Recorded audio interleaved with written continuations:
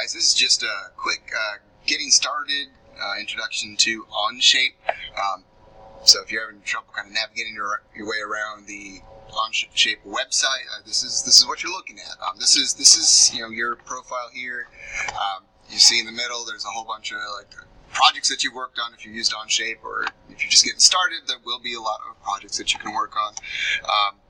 My Onshape is all your designs shared with me. If you're working with teams on designs, that's where that information will be public. I always encourage people to check out the public projects, just because you can see what kind of stuff people have designed using Onshape. There's a lot of cool stuff up here. If you want to see some more complicated designs that are more typical of what you might encounter in a professional engineering environment. Now, if you want to get started creating your own design, it's pretty easy. Click create up here, and if you want to create a 3D model, you want to create a document. There's folders and stuff that can let you organize things. I'm going to call this bubble car because I'm going to make a design for a wooden toy bubble car. So Onshape will load this.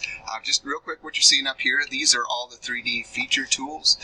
This is the 3 default planes. We are creating our design in 3 dimensions. So if you remember from the orthographic, from the multi-view sketches, this would be equivalent to the front, the top, and the right side views. So we can get started sketching on those different planes. Down here, you've got a part studio, which is typically a single part or a collection of parts that go together. There's an assembly tab here if you want to put together more complicated things. And if you hit this little plus sign, you can create as many part studios and assemblies as you want. So those are the 2 things you'll probably use the most. You can import pictures and stuff as well if you want to work from another design. Over here on the features menu, you'll just see places to click all the things that you've done. It'll list what you've done in order from oldest to newest, and you can roll back using this little bar here to wherever you need to. Another important feature up here, now there's this little magic cube. It lets you rotate your views and zoom in on any particular side. So, for example, if I were sketching the right side view of something, I just want to see this right side. I don't need to worry about viewing the other sides of my object. Now there's this other cube here that gives me a whole bunch of different views and ways of controlling how things look. These 3 views, we've talked about isometric, dimetric, and trimetric. They're just different ways of viewing the 3 dimensions from different angles. And so you can play around with those. I just let you zoom out and get a 3D view of whatever you're creating. The other thing is translucent. We'll make a 3D object translucent, so you kind of get like X-ray vision inside something. That's pretty handy. A few more things. If you go up to this menu, this document menu up here, you've got a few options.